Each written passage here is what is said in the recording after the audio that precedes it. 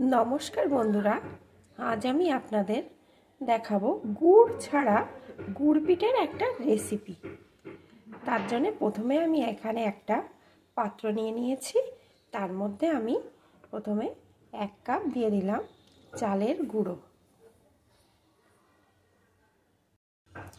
1 cup ময়দা, একটু লবণ। এখন সব উপকরণগুলো ভালো করে মিশিয়ে নেব। আপনারা হয়তো শুনে অবাক হচ্ছেন যে গুড় ছাড়া কি করে গুড় পিঠে তৈরি হয়। আসুন দেখতে থাকুন।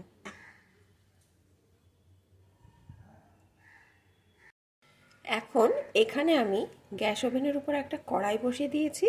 কড়াইটা গরম হয়ে গেছে। এখন এর ভিতরে দিয়ে দেবো 1 কাপ পরিমাণ চিনি,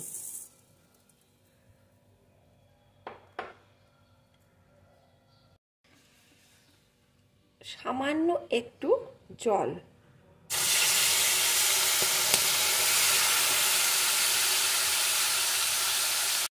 এখন আস্তে আস্তে নাড়তে থাকবো। এখন নাড়তে নাড়তে দেখুন কত সুন্দর একটা কালার চলে এসছে। এখন আমি এর ভিতরে দিয়ে দেবো আর একটু পরিমাণ জল।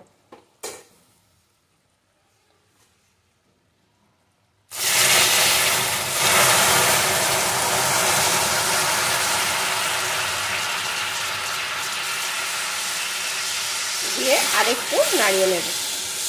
দেখুন একদম খেজুরের গুড়ের মতন কালার চলে এসছে।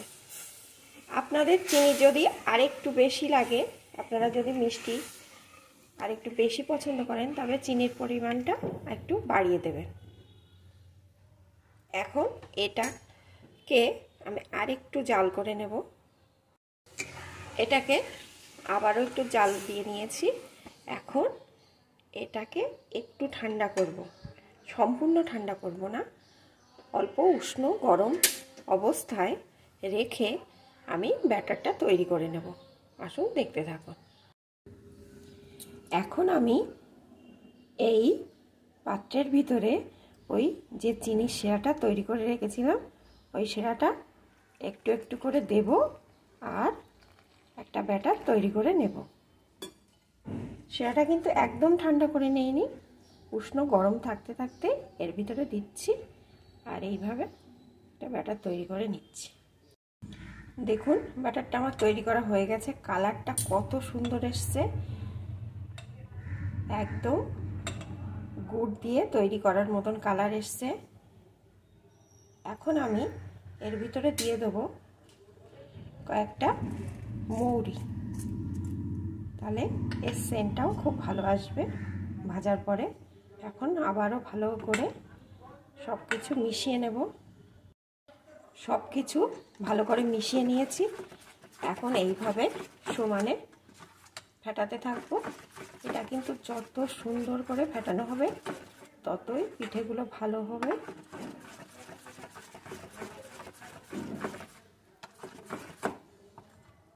ভালো করে ফেটিয়ে নিয়েছি। এখন আমি এগুলো ভেজে নেব। গুড় পিঠেগুলো ভাজার জন্য আমি এখানে কড়াইতে সাদা তেল বসিয়ে দিয়েছি। তেলটা গরম হয়ে গেছে।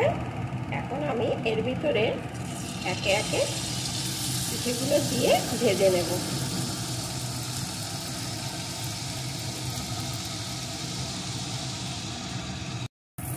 দেখুন কত সুন্দর হচ্ছে পিঠেগুলো, একদম ফুলে ফুলে উঠছে।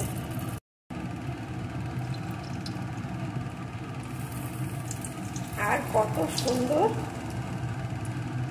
ডিজাইন হয়েছে, আর কালারটাও দেখুন একদম গুড় পিঠের মতনই কালার এসছে।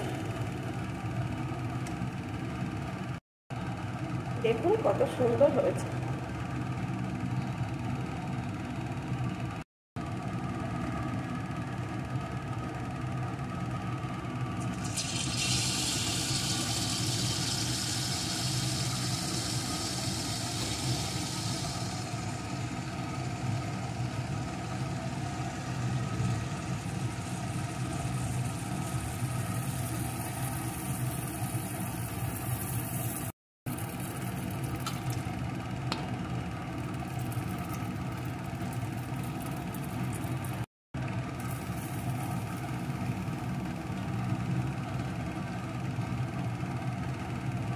এটাও ভাজা হয়ে গেছে, তুলে নেব। এইভাবে আমি সব পিঠেগুলোকে ভেজে নেব। আর আপনারা যদি না বলে দেন তাহলে কেউ বুঝতেই পারবে না যে এটা গুড় দিয়ে তৈরি করেননি। এইভাবে একবার বাড়িতে তৈরি করে দেখবেন। এটা দেখতেও যত সুন্দর হয়, খেতেও কিন্তু ততটাই সুন্দর হয়।